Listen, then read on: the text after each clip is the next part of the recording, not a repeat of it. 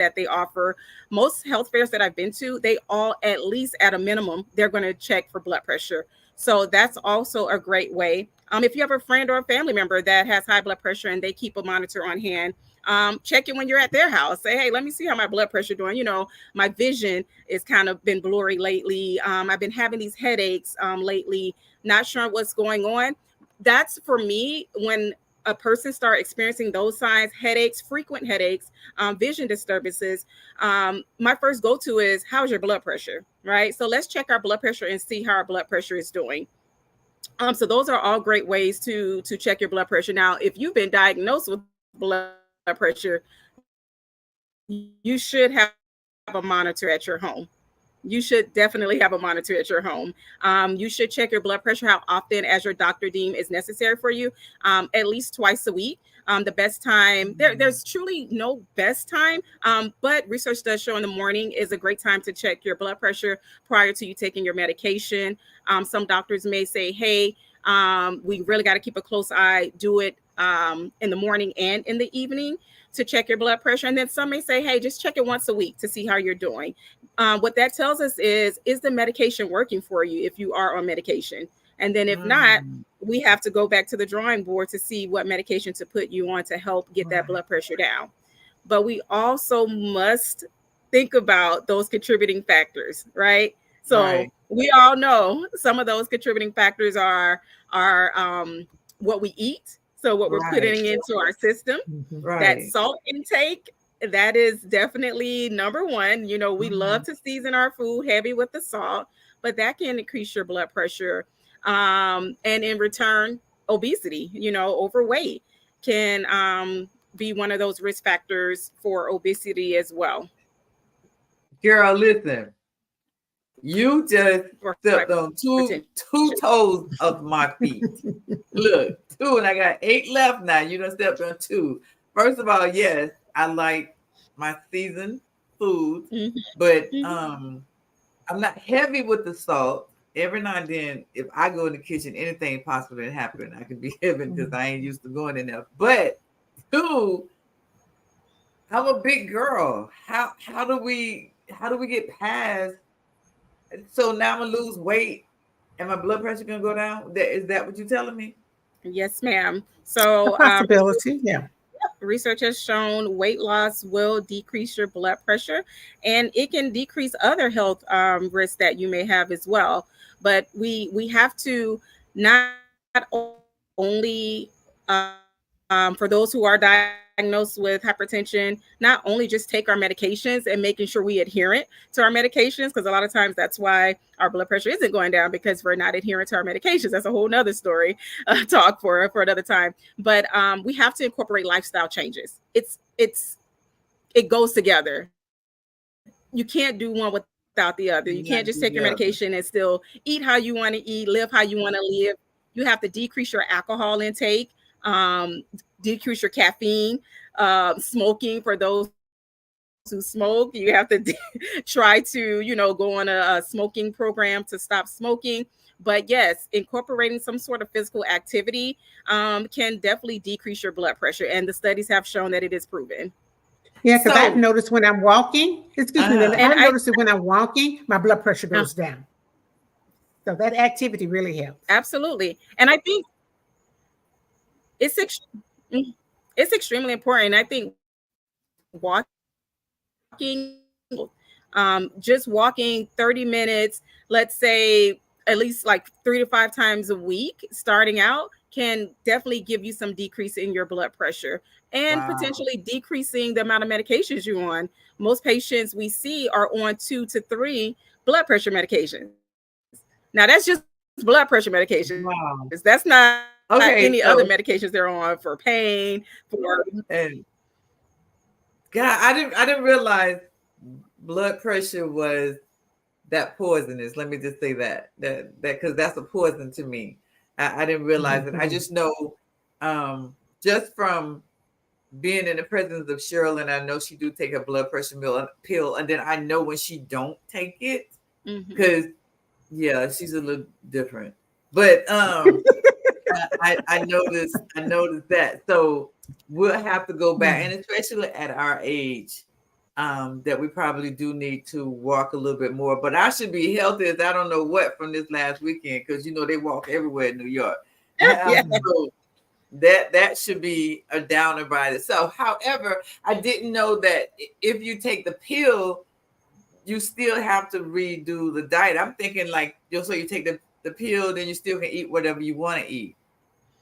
Well, the medication is going to do what it's going to do, but we have to do our part as well to help the medication be at its peak, at its most effective, right? So, if you ever want to be able to decrease the number of medications you're taking, you want to include those lifestyle changes, right? We don't want to just say diet. We want to say lifestyle changes, because it's a total different way of thinking, how you prepare your foods, how what foods you buy in order to keep your other organs healthy. Because again, hypertension can affect your vision, it can affect your heart, your kidneys. So we want to make sure we're having a healthy lifestyle when it comes to what we eat. Yeah. And Jonathan just said, packaged food. Go ahead. Yeah, Jonathan just said medication is a necessary evil to most of us. I guess that would be. I guess so. Yeah, because I'm not a pill taker. I'm really like the worst case to even be discussing any of this stuff, because I'm the worst case. I have found out that the worst enemy for high blood pressure is prepackaged food, like your lunch meat and your hot dogs and your wieners and your bacon. And these are things that we were raised on. That now that we're adults, are not good for us. Because I go grab a piece of bread and a piece of lunch meat in a minute and call it a day. But that's it. But they say, you can't live off of that. You can't do that every day. It's okay every once in a while, but you just can't do that every day.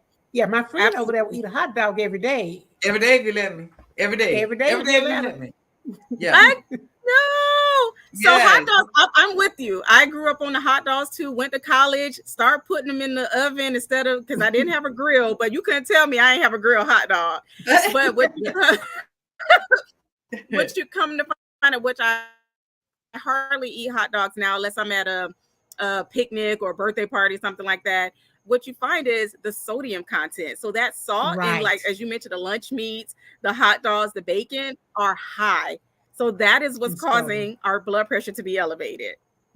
But you know what? I have to say, I'm very, very proud of Linda, because I remember a couple of years ago, hot dogs. We're going to cut out the hot dogs. No, she was eating a jar of jalapeno peppers, I'm going to say in a 2-week span. And she would eat them with everything. I don't care. Eggs. She got some jalapeno peppers on it, whatever. But when she started having some problems with her stomach, and the doctor told her to cut out the spice, she just did it cold turkey. Just after eating them every day, she just did it. So she has a little willpower over there. You can cut out those hot dogs. Sherilyn, the spice, I say okay, thank you, and I'm glad that you're proud of me. But the hot dogs, y'all got me scratching my head like I got fleas and stuff.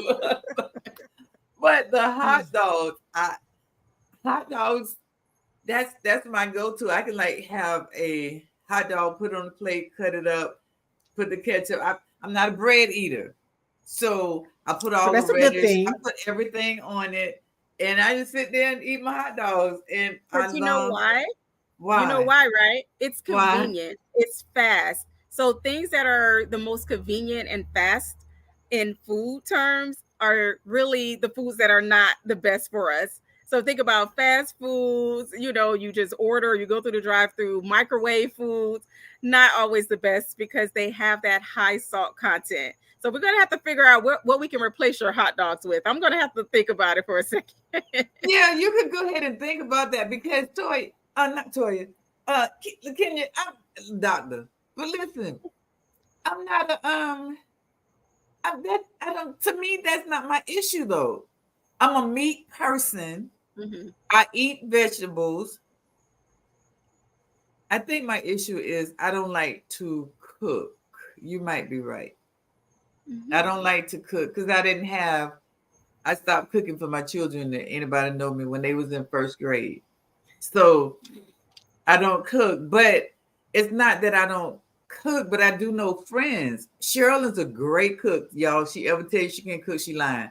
She's a great cook. She is.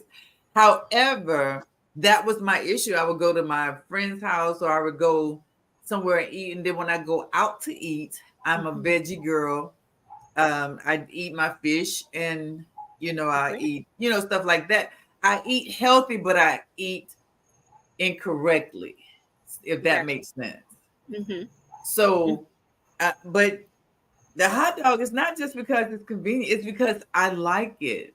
It's she really like hot dog. Oh, I'm not a drunk, but I like to drink because I like the taste of my drink. Right. Not that it's making me drunk, because that's not what I do. Right. So something wrong up here, girl. That's all I'm gonna tell you. I'm gonna leave it right there. Well, Linda, you've always drunk in moderation, so you're a social drinker. You're not a person who has to have a drink every day or whatever, or every week or whatever. You're a very social drinker, and you drink in moderation. So that's a good thing. But see, I'm going to tell you her secret. Okay. We go out and she get a tablespoon of rice and a cup of gravy. Yeah. So can you put some more gravy on that? Yeah. Can you put some more? And she eats salad. She eats salads all the time. She has a cup of salad and 2 cups of salad dressing. She's telling it all. Salads are good. Salads are good. But we got to be careful with the dressing and that we're not just oversaturating. I don't know. Her lettuce be floating on a plate. Oh my God. I don't know. But listen, Doc.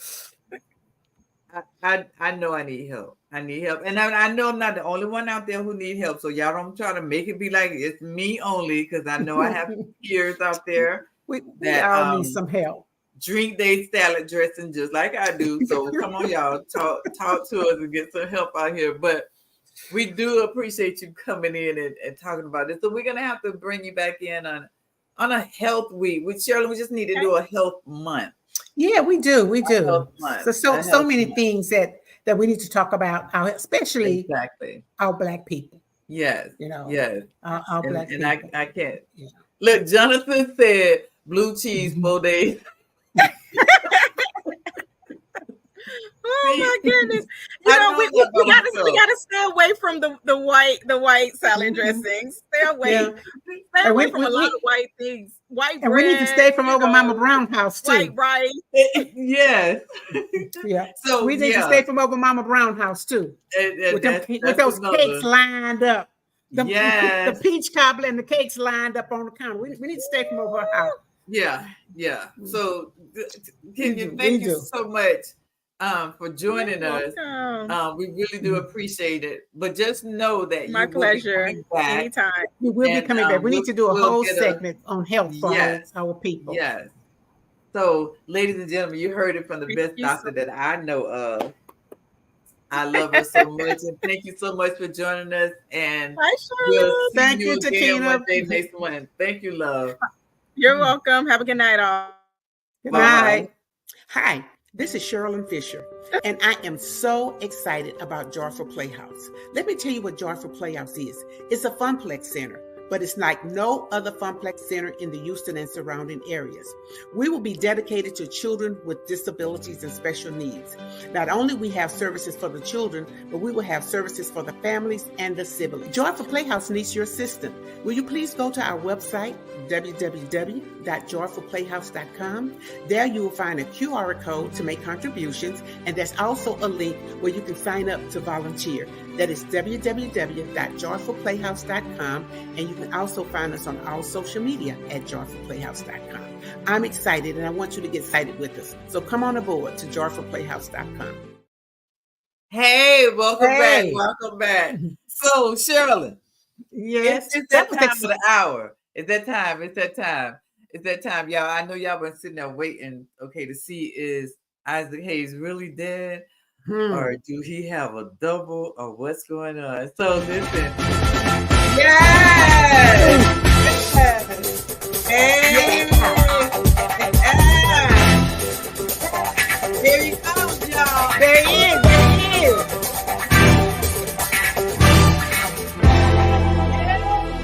Yeah. Linda, this is our brother from another mother right here. Okay. Mr. Jonathan W. Fields. How are you tonight, babe? We can't hear you. All of that's going on. Bring it in. Come on. Yes. I'm blessed. There we go. How you doing?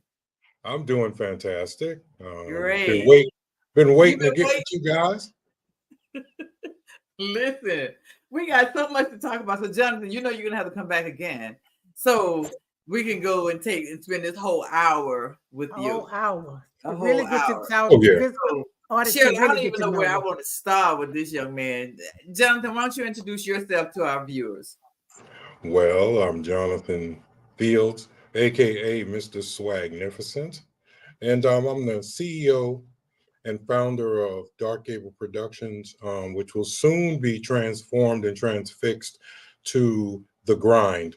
That's forthcoming. Also, I'm the CEO and founder of Extreme Nailz International, and just launched my second nonprofit called You Believe, You Achieve Foundation.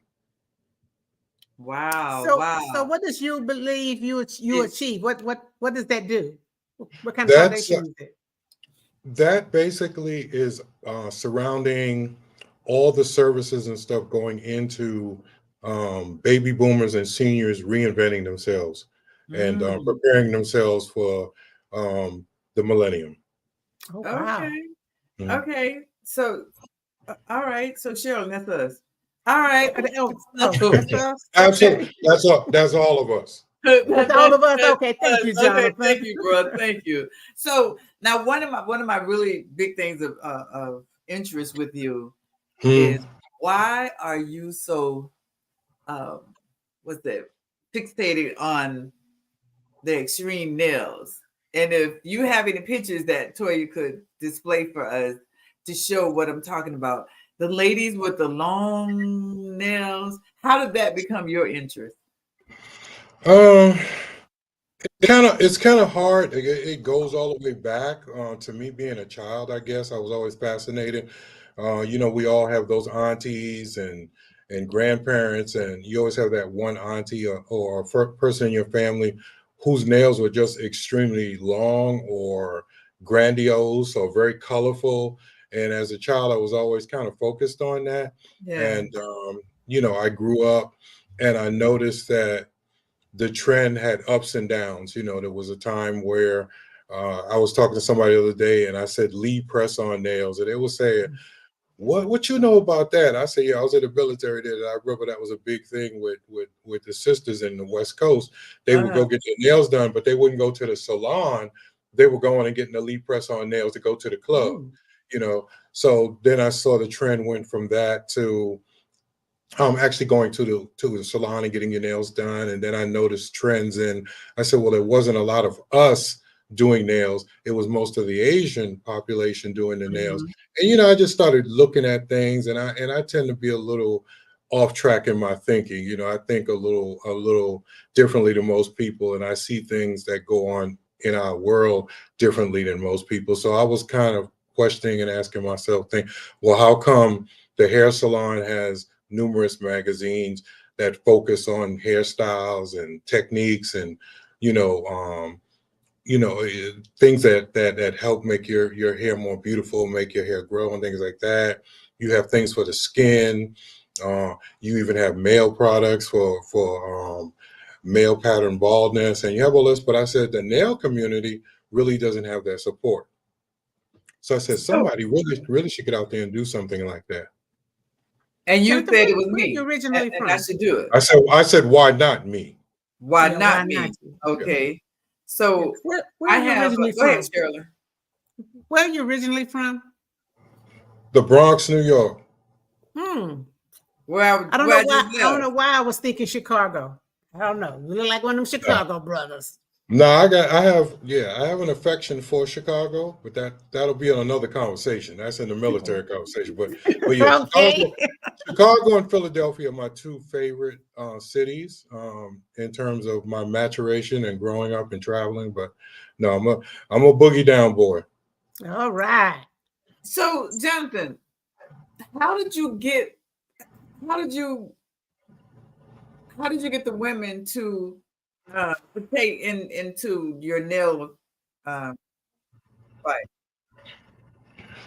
It was that's a you know what that's a good story. Nobody ever asked me that, but when it first started out, it was just a vision in my head. Then I started jotting things down about how I would get into actually putting that together, and then Uh-huh.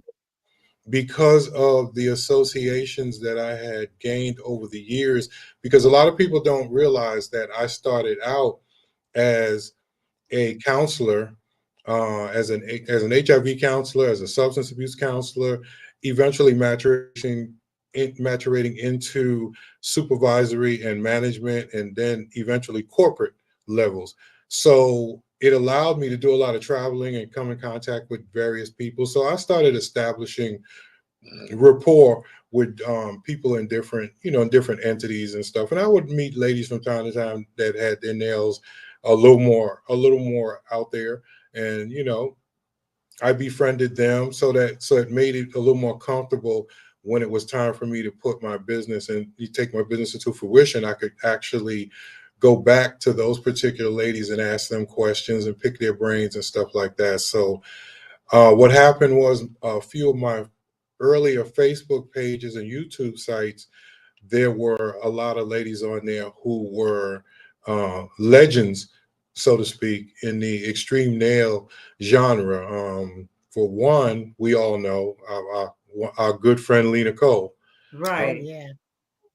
So there were just a lot of ladies out there that I befriended and I shared some of my visions with, and they were very excited about it, and they were encouraging and supportive. So it allowed me to feel comfortable doing it, because sometimes if you go against the grain or you do something different than other people, you get labels, and stuff like that. And I didn't want people to perceive me to be some sort of stalker or some sort Mhm. of person Mhm. who had some negative ulterior motives to approaching ladies, Mhm. because of their nails, because sometimes that can be misconstrued as a male, and as a large African American male, it just, it doesn't fit the vision that Mhm. people would think. They would Mhm. expect maybe a lady would be doing that, Mhm. or maybe a Caucasian person or Asian person would be doing that. So Mhm. I had to be very careful how I did it and how I approach people. But my personality is pretty inviting and um, subtle. I'm not overly aggressive, and I'm not um, threatening to people. So my personality has been very good at opening doors in all branches of entertainment. Right, right. Well, Toya has a couple of pictures I think that she can put up because the questions that people would see on she said not yet, but the questions that I would receive from people who see Lena's nails, the, Mhm. the first thing they do, you know what that question is: how does she How cook? you, How does she yeah, clean? How does she how do you all wipe yourself and all that kind of stuff. Right, right. So I just wanted a couple of pictures to be shown in reference Mhm. to the beauty of the art of the nails because I definitely Mhm. couldn't function with them. What are some of the answers that she would give or that you are hearing her give or them, not just her? Most of the top tier Mm, of extreme nail divas, they've been hit with those derogatory comments for decades, and they have all kind of patent responses. Sometimes they say, I don't have to wipe my butt, my husband does, or I can do the same thing you can do. You want to right. challenge me, or come in my kitchen one day and you can see what I can do with these claws, and things like that. Mhm, So they have very creative responses, and they're used to the negativity. So they've been able to brush that off, which kind of leads into what makes that the extreme nail international business so effective and you know, and so opening for a lot of people, because it allows that platform to be there for people who have gone through the negativity to draw in an audience who is supportive and positive towards the extreme nail community. I mean, you look at Cardi B, you look at Megan Thee Stallion, you look at Love and Hip Hop, you look at all these shows, you look at the commercials now. The Nailz are not going anywhere. They're out there now. You know, mainstream America, in terms of the entertainment, the fashion industry, have embraced that. So now, if you're coming into the business now, you're kind of coming in after the fact. You know, I'm pretty much a pioneer to opening that door and creating that platform. So now there are a lot of Johnny come lately people trying to get on Facebook, you know, and do those stuff and say they this, that, and the other. And I'm kind of amused by it, because most of the legends, you know, always hit me up. They text me and they call me and they say, "Oh, John, there's somebody else try to do what you do it." And somebody else, well, you know, my stuff's patent. They can do what they want to do. Right.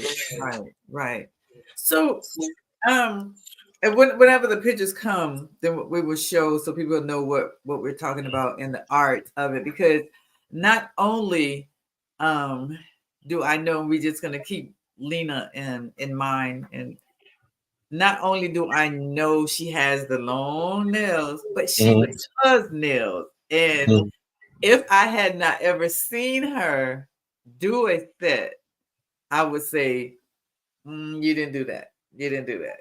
I don't care what you say, you didn't do it. So they are functional nails, I guess, as that what we could say about them. The art of them do stop people, because everywhere that she would go, everybody wants to. Yeah, someone would stop her and ask her those same silly questions. Ask the questions. Well, but Shirley, I don't think the questions are silly, because that's a natural reaction of me with my little short nails. I'm barely functioning. How does she do it? With hers.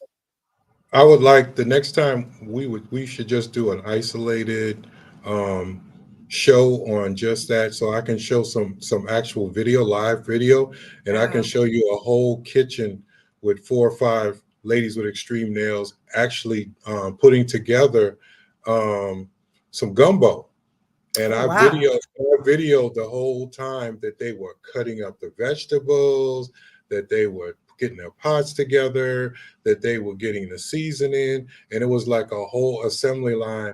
And Lena was the main person there, and you can just see her just cutting onions, cutting vegetables, peeling shrimp, stirring the pot, setting the table. I mean, like just regular people, and and it's part of a particular video that I'm going to drop down the road. We'll talk about some other projects coming, where it's going to show a few of these ladies behind the scenes, at home and out in the community, and some of their careers.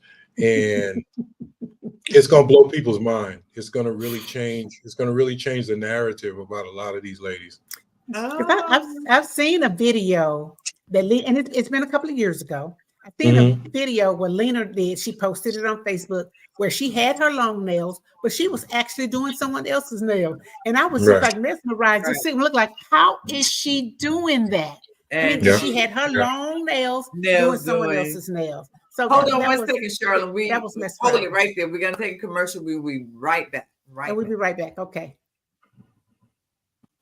Hey, this is your girl Linda Scott. I am here to introduce you to Linda S. Jewelry 1426. Now, some of you know me, some of you don't. But if you don't know me, get to know me. Check out and scan the QR code below. Look at the inventory. I made this. God created. I put it together. See you soon. Okay. All right. So Joy has some pictures available. I've seen that too. And it blew my mind. It totally blew my mind. I definitely couldn't. I was mesmerized. I watched the whole video, and I watched it a couple of times. Yeah. I was just astounded how she, and we have, Jonathan, you and Lena have come to Houston, and we've gone out and we've done things together. And Lena does everything we do. You know, Right. she Right. does everything we do. So it's not a challenge for her. But I also have a friend who got burned. Her hands got burned. And she doesn't have any fingers. She has no fingers on one of her hands, and she still does everything. So I think it's you learn to do things, and you teach yourself how to do things with the disability that you have. So well, we call that disability or take for granted that right. you need all of these things to do some different things. So Jonathan, well, we met some years ago. Yeah. However, what are you doing? Because I know you're hosting. I know. Wait, talk about the project, or if you can, the project of you being the double for Isaac Hayes. And you know, everybody always asks you, "Hey man, you related to Isaac Hayes? Is Isaac Hayes? Man, Isaac Hayes is gone. The real Isaac Hayes." Yeah. And then Yeah. you look so much like him. Your mannerisms. You He was a cool dude too. It's interesting because every time somebody comes up to me, even at my age, at this point in my life, I have been asked or told that I resemble Isaac Hayes ever since high school. Now that's 60 plus years. So it was funny. It wasn't until I was in the military and I was stationed in Memphis in a place called Millington, Tennessee. It's like 20 minutes outside of Memphis. And I used to hang out at the club scene there, and I ran into Isaac Hayes back in the 80s. And he's shorter than I am, but at that time he's shorter than I am, but at the time we were about the same build, because Isaac Hayes was very muscular. He used to play football too. And he was in the nightclub, and when I went to the bathroom, somebody came in the bathroom and said, "Mr. Hayes, can I have your autograph?" And da da da da. And I was like, "I'm not Isaac Hayes." And they said, and then it was two ladies, and the lady said, "Well, I can't cuss on your thing," but she was just saying, "Oh, that M, blah blah blah. They think they all that. He don't want to sign a damn autograph. I'm a bust his Stax records. I ain't playing another damn Shaft record." And blah blah. She walked out, and I was like that, and damn, you know. So I went outside, and I went back into the club, and him and his entourage was coming in the club. So it was like straight out of like a movie. It was like two people looking at each other, and people were taking pictures and said, "Oh my God, is that his brother?" And da da da. And it was just funny. It was funny as hell. And then in the same city that I went to McDonald's, and a young lady I was dating at the time, she used to always talk about, say, "Oh, you look like Isaac." So we went to a McDonald's, and we was in the drive-through, right? I'm ordering. So the guy opens the window, and I say, "You know, I want some fries, a Big Mac, blah blah blah blah blah." Had my little shade, you know, I was all dapped out and stuff. And the guy was a gay guy. He was like, "Oh my God, girl, come here. Oh, hey, he's at the window. Oh my God." Oh, I mean, all the people came to the window. They was all scoring over and said, "Oh, Mr. Hayes, can I have your?" And I'm gonna be honest with you. Until I was really into my 50s, I hated that. I hated people coming up to me doing that. I was always kind of insulted by it. You know, at some point I just said, "Let me embrace this. I mean, God did this. I mean, you know, it's not a bad thing. It's not like he's a bad individual. He's well renowned. He's loved by people." So I said, "You know what? Let me stop going against the grain and embrace it." And after that, you know, I was pretty cool with that. And then when I started my pilgrimage and came to LA, I ran into a couple of people who deal with entertainment impersonators. I just happened to be in the right place at the right time, and one of the top you know, talent agents for that, who does the Elvis Presley, you know, impersonators of Michael Jackson. He saw me and he said, "Hey man, you know, you can make a lot of money out here, you know, doing things for Isaac Hayes." So I kind of got with him, but I was trying to put my business together, you know, in conjunction with that. So I just did a couple of things back and forth, and that kind of opened the door for me in LA as well. So people were inviting me places saying, "The real Isaac Hayes," you know, and then I have a video where I went to an event, and they set it up so nice. They had the grand piano, and they said, do you have a chain vest? I said, chain vest. They said, yeah, and Isaac Hayes, he got a Grammy, and he had the chain. He said, you're built real nice, we put that vest on. I said, no, I don't have one. They said, okay, we're gonna hook it up. We're gonna hook it up. So when I came, they came out with this chain vest with the fly chain vest that he had at the Grammys that year. So I had the shades, all the beard was tight and nice manicured, and they said, well, can you make it worse? I said, sure, I can drop my voice and I can, I can do Shad for you. And I said, he's a bad mother. Shut your mouth. So they played the music, and I broke up in there. I said, who is the man that can risk his death, brother man? Shad. They said, oh, you got the voice inflection too. They said, oh, we're gonna make this work.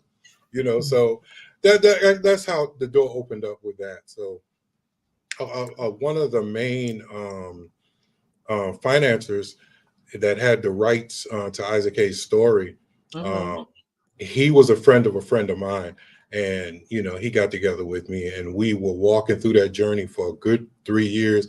If you know anything about Hollywood, the hardest part is the production, is them getting the green light for the production. You can get people that have the writers and the people who want to put the money up, and you can get all the nuances done, but until you get that green light that you can go ahead in production, sometimes stuff sits on the shelf for a while. So off and on during the time I was in California, I'd say 3 different times it was a go.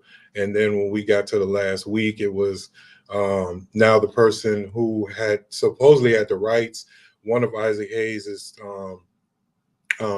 children, actually, who has his own website called FanDuel is owned by Isaac Hayes Jr.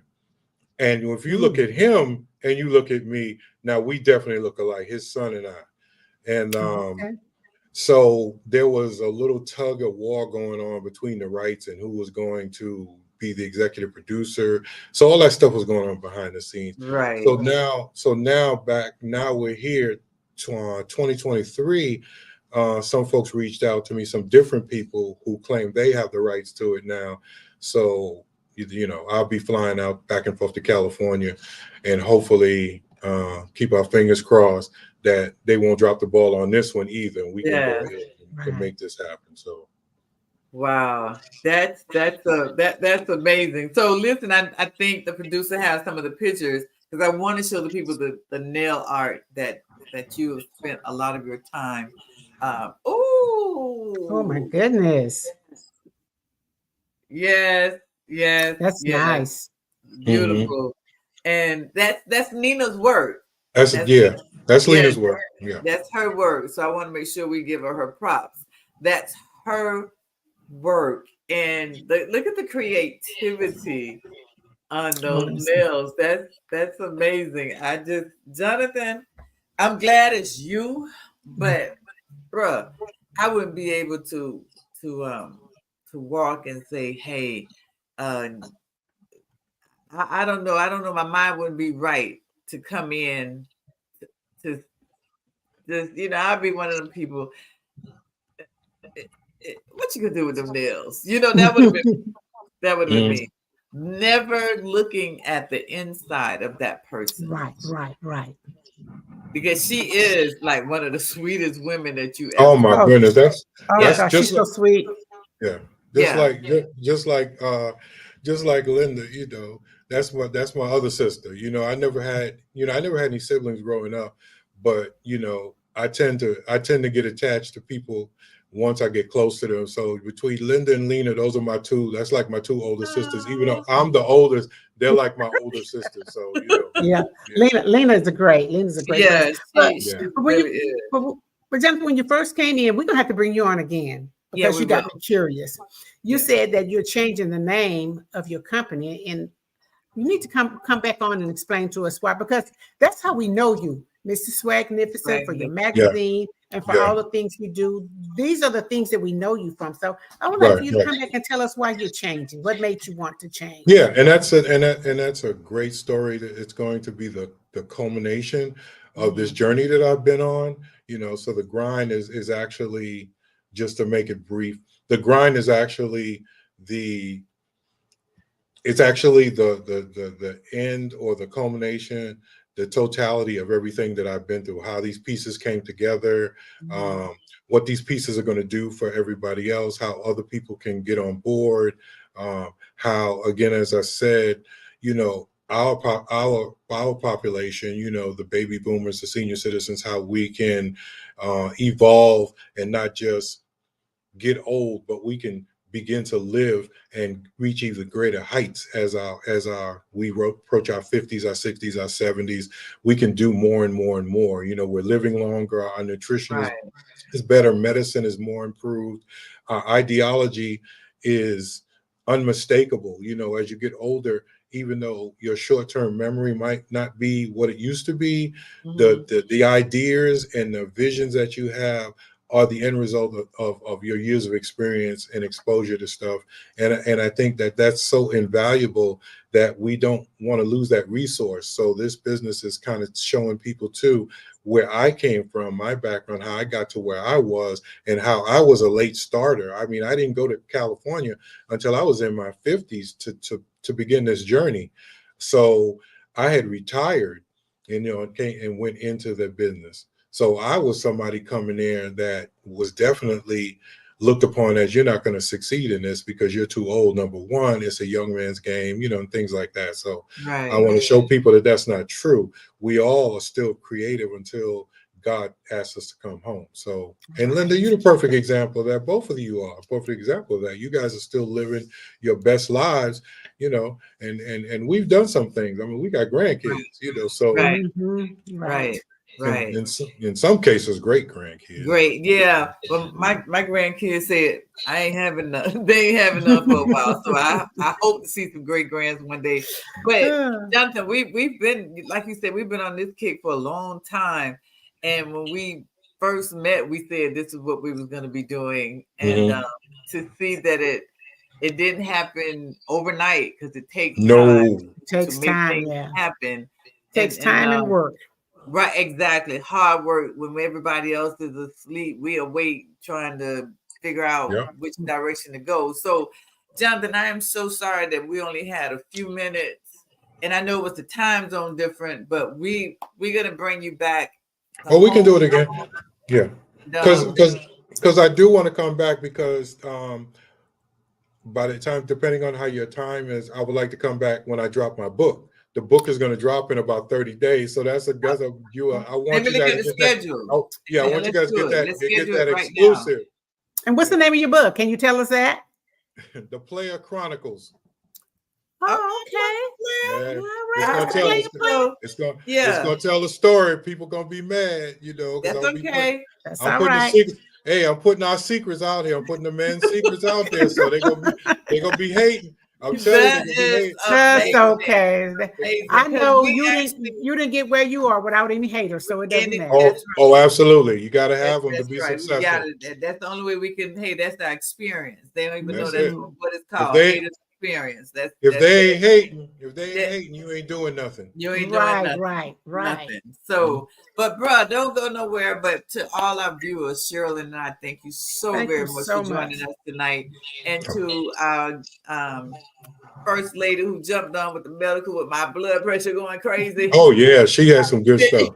And your Valor, we appreciate you, sweetie, and we thank you all. We'll see you all next week, 7 p.m. The Golden Square Podcast.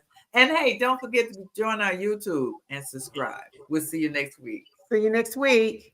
All right.